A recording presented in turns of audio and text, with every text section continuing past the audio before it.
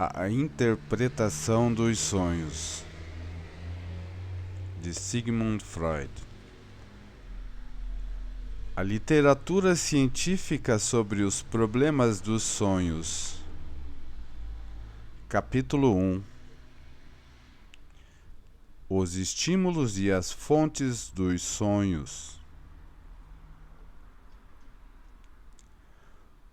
O que se entende por estímulos e fonte dos sonhos pode ser explicado pela referência ao ditado popular, abre aspas, os sonhos vêm do estômago, fecha aspas.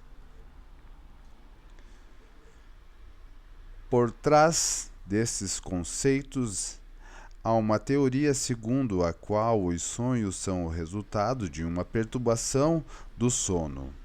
Não teríamos um sonho a menos que algo de perturbador acontecesse durante nosso sono. E o sonho seria uma reação a esta perturbação. Você está ouvindo Psicanálise em Voz. Apoie nosso canal com sua inscrição, seu like e deixe seu comentário. Os debates sobre as causas estimuladoras dos sonhos ocupam um espaço muito amplo na literatura sobre o assunto. Esse problema só poderia surgir depois que os sonhos se terem tornado alvo de pesquisas biológicas. Os antigos que acreditavam que os sonhos eram inspirados pelos deuses não precisavam ir em busca de seus estímulos. Os sonhos emanavam da vontade de poderes divinos ou demoníacos, e seu conteúdo provinha de conhecimento ou do objetivo desses poderes. A ciência foi imediatamente confrontada com a questão de determinar se o estímulo ao sonho era sempre o mesmo ou se haveria muitos desses estímulos. E isso envolvia a questão de a explicação das causas dos sonhos se enquadrar no mínimo da psicologia ou se enquadrar no domínio da psicologia ou antes no da fisiologia.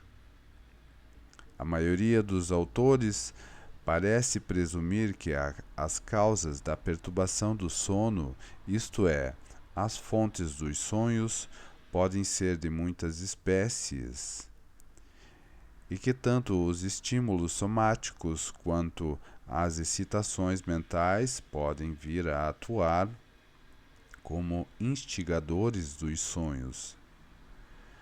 As opiniões diferem muito, contudo, na preferência demonstrada por uma ou outra fonte dos sonhos e na ordem de importância atribuída a elas como fatores na produção dos sonhos. A enumeração das fontes dos sonhos é completa. Encontramos, em última análise, 4 formas, e estas também têm sido utilizadas para a classificação dos próprios sonhos. Estímulos sensoriais externos. Objetivos. 2. Estímulos sensoriais internos. Subjetivos. 3. Excitações físicas internas, orgânicas. 4. Fontes de excitação puramente psíquicas. Estímulos sensoriais externos. Objetivos. O jovem Strumpel, filho do filósofo cujos escritos já nos serviram mais de uma vez de guia no problema dos sonhos, publicou um célebre relato de suas observações sobre um de seus pacientes que sofria de anestesia geral da superfície do corpo e paralisia de vários de seus órgãos sensoriais superiores.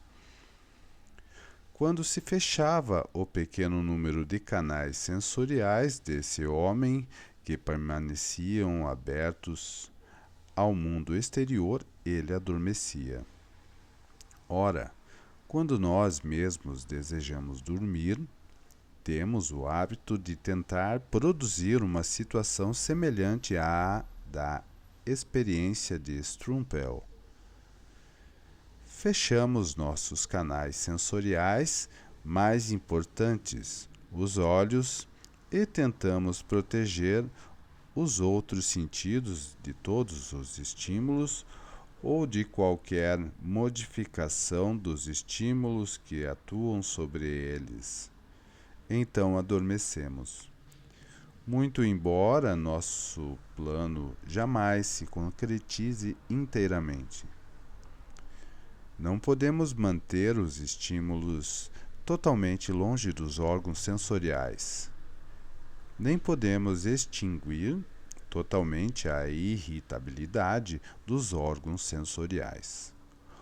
O fato de podermos ser despertados a qualquer momento por estímulos mais fortes deve nos provar, abre aspas, que a mente permaneceu em comunicação constante com o mundo material, mesmo durante o sono, fecha aspas. Os estímulos sensoriais que chegam até nós durante o sono podem facilmente se tornarem a fonte dos sonhos. São inúmeros esses estímulos, que vão desde os inevitáveis que o próprio estado de sono necessariamente envolve ou precisa tolerar de vez em quando, até os eventuais que despertam estímulos que podem pôr, ou de fato põem, termo ao sono. Uma luz forte pode incidir sobre os olhos, ou um ruído pode se fazer ouvir, ou alguma substância de odor pronunciado poderá estimular a membrana mucosa do nariz. Por movimentos involuntários durante o sono, podemos descobrir alguma parte do corpo e expô-lo a sensações de frio, ou, mediante a uma mudança de posição, podemos provar sensações de pressão ou contato. É possível que sejamos picados por um mosquito ou algum pequeno incidente durante a noite talvez afete vários de nossos sentidos ao mesmo tempo. Observadores chamaram a atenção para toda uma série de sonhos em que o estímulo se verificava ao acordar, e uma parte do conteúdo do sonho correspondia a tal grau que o estímulo podia ser reconhecido como a fonte do sonho. Citarei uma série desses sonhos coletados por Jessen, 1856, página 527, que podem ser ligados a uma estimulação sensorial objetiva e mais ou menos acidental. Abre aspas. Todo ruído indistintamente percebido provoca imagens oníricas correspondentes. Uma trovoada nos situa em meio a uma batalha. O cantar de um galo pode transmudar-se no grito de terror de um homem. O ranger de uma porta pode evocar sonhos de ladrões invadindo a casa.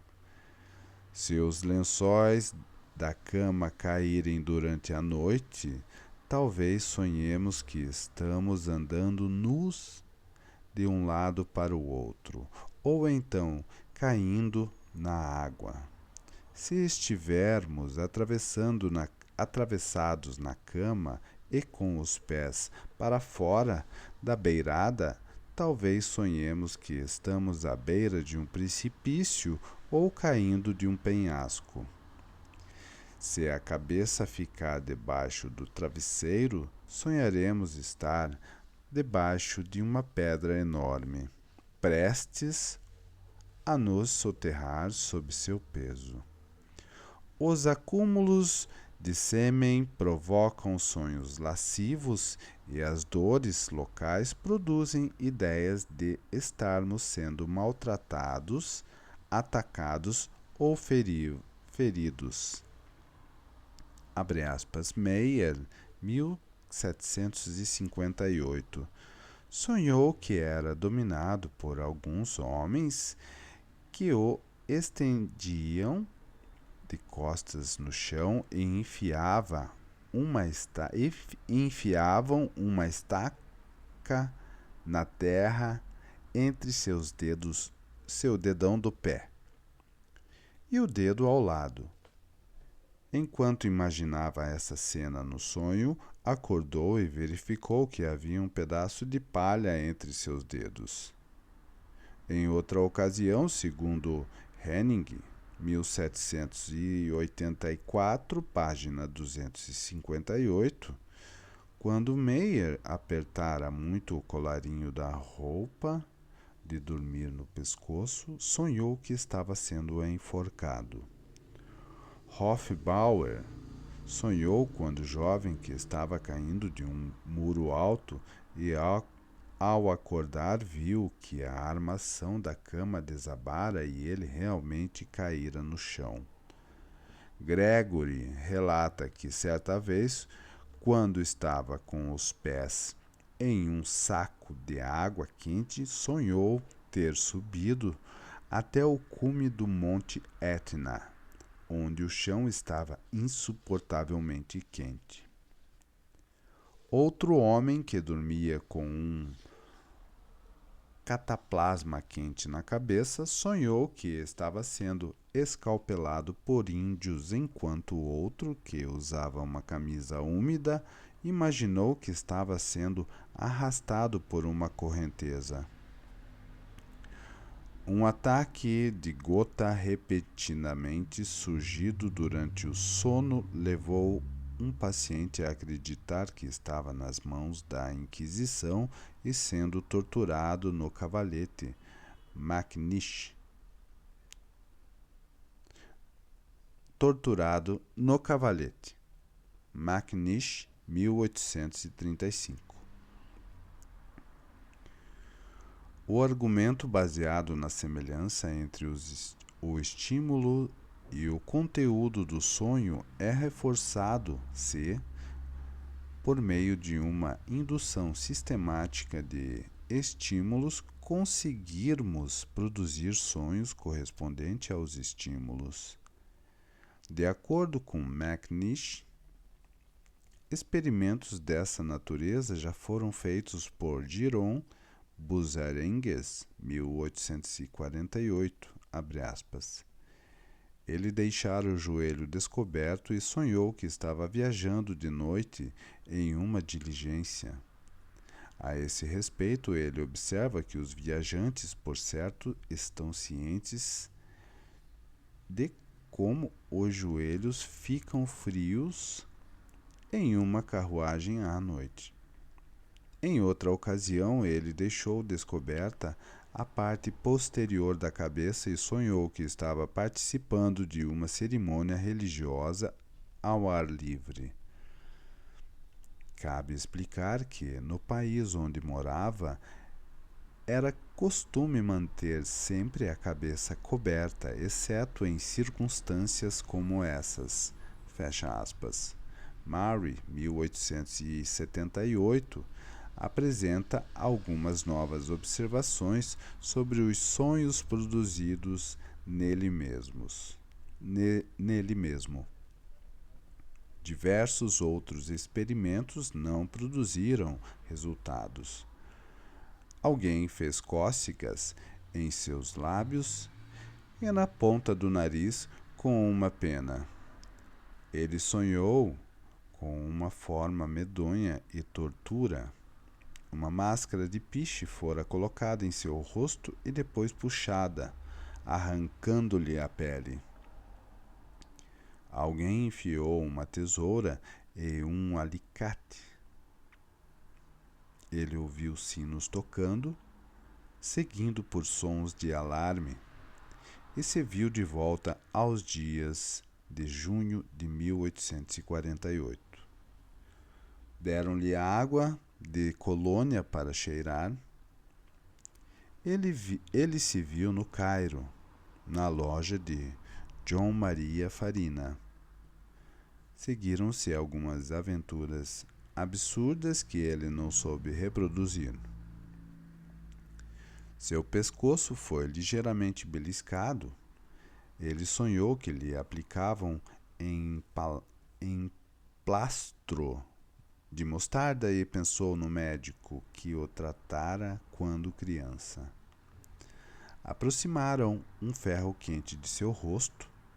Sonhou que chauffeurs invadiram a casa e forçavam seus moradores a dar-lhe dinheiro, enfiando-lhes os pés em braseiros. Apareceu então a duquesa de Abrantes, de quem ele era secretário no sonho. Uma gota de água caiu em sua testa. Imaginou-se na Itália transpirando muito e bebendo vinho branco de Orvieto. Quando uma vela acesa foi repentinamente localizada nele, através de papel vermelho, ele sonhou com o tempo, com o calor e com uma tempestade no mar que uma vez experimentou no Canal da Mancha. De Harvey, 1867. Weingard, 1893, e outros fizeram tentativas de produzir sonhos experimentalmente. Muitos observaram a notável habilidade do sonho de entrelaçar em suas estruturas impressões repentinas do mundo exterior de modo a apresentar uma catástrofe gradualmente preparada e iniciada. Hildenbrandt, 1875. Abre aspas. Em minha juventude, fecha aspas, prossegue esse autor, abre aspas, eu costumava usar um despertador para me acordar regularmente em uma determinada hora. Por centenas de vezes, deve ter acontecido de um ruído produzido por esse instrumento se enquadrar em um sonho aparentemente único e estivesse alcançado seu fim precípuo, no que era clímax logicamente indispensável. Fecha aspas. Citarei 3 desses sonhos despertadores para outro propósito. Volket, 1875, relata, abre aspas, um compositor certa vez sonhou que estava dando uma aula e tentando esclarecer determinado ponto a seus alunos. Quando acabou de fazê-lo, voltou-se para um dos meninos e perguntou-lhe se havia entendido. Este respondeu-lhe aos gritos como um possesso. Oh, já! Oh, sim! Ele começou a repreender o menino por estar gritando, mas toda a classe interrompeu em gritos, primeiro de Oria, depois de Erio, finalmente Ferruedio, em sedubando, significa fogo. E então ele foi despertado por um verdadeiro alarme de incêndio na rua. Garnier, 1865, relatado por Hadstock, 1878, conta como Napoleão foi despertado pela explosão de uma bomba enquanto dormia em sua carruagem. Sonhou que estava novamente atravessando o Tagliamento sob o bombardeio austríaco. E por fim, ressaltando, acordou gritando: "Estamos perdidos!" Um sonho de Maury, 1878, tornou-se famoso. Estava doente e de cama, com a mãe sentada ao seu lado, e sonhou que estava no reinado do terror. Após testemunhar diversas cenas pavorosas de assassinato, foi finalmente levado perante o Tribunal Revolucionário. Lá viu Robespierre, Marat, Forquier, Tinville e o resto dos soturnos heróis daqueles dias cruéis. Foi interrogado por eles e, depois de alguns incidentes que não guardou na memória, foi condenado e conduzido ao local de execução, cercado por uma multidão. Subiu ao cadafalso e foi amarrado à prancha pelo carrasco. A guilhotina estava preparada e a lâmina desceu. Ele sentiu a cabeça sendo separada do corpo, acordou angustiado e viu que a cabeceira da cama caíra e lhe atingira as vértebras cervicais, tal como a lâmina da guilhotina. Esse sonho constitui a base de um interessante debate entre Leroy, 1894, e Egger, 1895, na Revue Philosophique.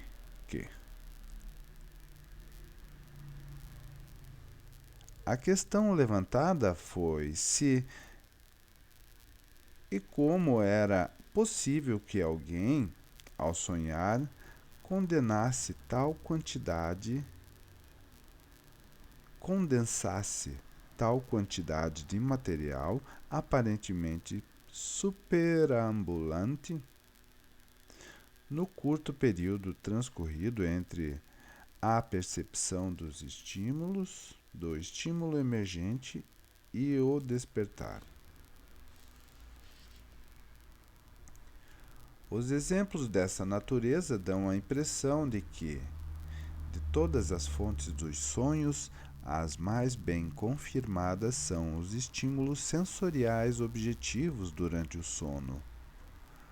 Além disso, eles constituem rigorosamente as únicas fontes levantadas em contas pelos leigos. Quando se pergunta a um homem culto que não esteja familiarizado com a literatura dos sonhos como é que estes surgem, ele responde com uma referência a algum exemplo de seu conhecimento em que um sonho tenha sido explicado por um estímulo sensorial objetivo descoberto após o despertar. A investigação científica, contudo, não pode parar aí. Ela encontra uma oportunidade de formular outras perguntas no fato observado de que o estímulo que incide sobre os sentidos durante o sono não aparece no sonho em sua forma real, mas é substituído por outra imagem que, de algum modo, está relacionada com ele.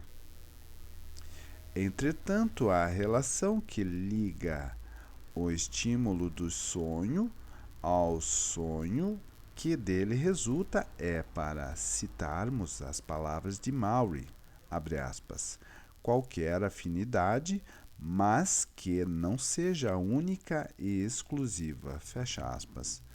Maury, 1854, tradução nossa. Consideremos a esse respeito 3 dos sonhos de Hildenbrand, com Despertadores, 1875. A questão que eles levantam é por que o mesmo estímulo seria provocado 3 sonhos diferentes, e por que teria provocado estes e não os outros. Abre aspas. Sonhei que, em uma manhã de primavera, eu estava passeando e caminhando pelos campos verdes quando cheguei a uma aldeia vizinha, onde vi os aldeões em seus melhores trajes, com livros de hinos debaixo do braço, indo para a igreja em bandos. Era domingo, e o serviço religioso matutino logo estaria começando.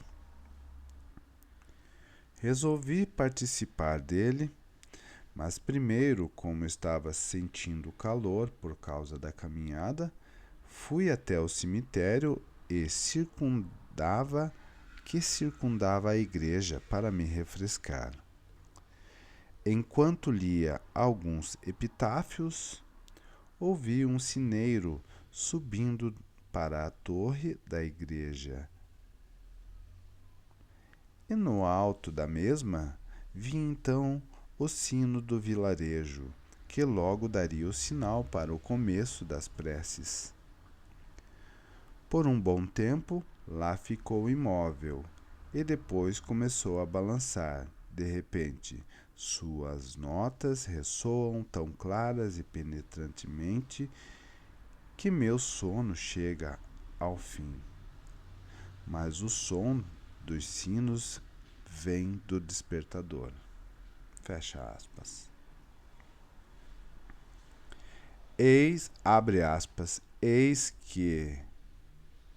aqui outro exemplo. Afinal, um dia claro de inverno, e as ruas estavam cobertas por uma espessa camada de neve. Eu havia concordado em participar de um grupo para um passeio de trenó, mas tive que esperar muito tempo antes de ser anunciado que o trenó estava na frente da minha casa. Os preparativos para entrar no trenó estão prontos. Coloco minhas peles e ajusto meu regalo e finalmente estou no meu lugar. Mas, ainda assim, o momento da partida foi retardado até que um puxão nas rédeas deu aos cavalos que esperavam o sinal de partida. Eles partiram e, com uma violenta sacudida, os pequenos guizos do trenó começaram a produzir seu tilintar, com tal violência de fato que em um instante se rompeu uma fina teia de meu sonho. E mais uma vez era apenas o som estridente do despertador. Fecha aspas. Abre aspas. E agora, um terceiro exemplo. Vejo o ajudante de cozinha caminhar pelo corredor até a sala de jantar com várias dúzias de pratos empilhados. A coluna de porcelana em seus braços me parece correr o risco de perder o equilíbrio. Cuidado! Exclamei. Você vai deixar cair tudo. Seguiu-se, como de praxe, a inevitável resposta. Ela estava acostumada àquele tipo de trabalho, e assim por diante. Enquanto isso, meu olhar ansioso seguia a figura que avançava. E então ela tropeçou na soleira da porta e a louça escapuliu e, em uma sinfonia de ruídos, espatifou-se em 1000 pedaços no chão. Mas o barulho conseguiu, mas o barulho prosseguiu sem cessar. E logo já não parecia ser estrondoso a retinir da louça se quebrando. Começou a se transformar num som de uma campainha, e essa campainha, como agora percebia, era apenas o despertador cumprindo seu dever. A pergunta por que a mente sonhadora julga mal a natureza do objetivo do estímulo sensorial foi respondida por Strumpel, 1877, e de Wundt, 1874. A mente recebe estímulos que a alcançam durante o sono sob condições favoráveis à formação de ilusões. Uma impressão sensorial é reconhecida por nós e interpretada corretamente, ou seja, é classificada com o grupo de memória ao qual pertence de acordo com todas as experiências anteriores. Se a impressão for forte, clara e logo o suficiente, e longa o suficiente, e se tivermos o tempo necessário em nossas disposição para esta reflexão. Se essas condições não forem satisfeitas, confundiremos o objeto e a fonte da impressão. Formaremos uma ilusão sobre ele. Abre aspas. Se alguém fizer uma caminhada pelo campo e tiver uma percepção indefinida de um objeto distante, poderá a princípio pensar que se trata de um cavalo. Fecha aspas. Em uma inspeção mais próxima, poderá ser levado a interpretá-la como uma vaca deitada, e a imagem poderá finalmente transformar-se em definitivo em um grupo de pessoas sentadas no chão. As impressões de estímulos exteriores recebidas pela mente durante o sono são de natureza similarmente vaga. E com base nisso, a mente cria ilusões, visto que um número maior ou menor de imagens de memória é despertado pela impressão, e é através destas que ela adquire seu valor psíquico. De qual dos numerosos grupos de lembranças em causa as imagens correlatas serão despertadas? E qual das possíveis conexões associativas será, por conseguinte, posta em ação? Também essas questões, segundo a teoria de Strumpel, permanece indeterminável e é deixado, por assim dizer, aos caprichos da vida psíquica. Podemos aqui fazer nossa escolha. Podemos admitir como um fato que é impossível examinar ainda mais as leis que regem a formação dos sonhos. E podemos, consequentemente, deixar de inquirir se haverá ou não outros determinantes que regem a interpretação atribuída por aqueles que sonha a ilusão evocada pela impressão sensorial. Ou, por outro lado, podemos suspeitar de que o estímulo sensorial que atinge o sujeito adormecido desempenha apenas um modesto papel na geração de seu sonho, e que outros fatores determinam a escolha das imagens mnêmicas que nele serão despertadas. De fato, se examinarmos cuidadosamente os sonhos produzidos experimentalmente de Maury, que propositalmente relatei com detalhe, exatamente por este motivo, seremos tentados a dizer que o experimento, de fato, explica a origem de apenas um elemento dos sonhos. O restante de seu conteúdo parece autônomo demais e excessivamente definido em seus detalhes para ser explicável apenas pela necessidade de se ajustar ao elemento experimentalmente introduzido de fora.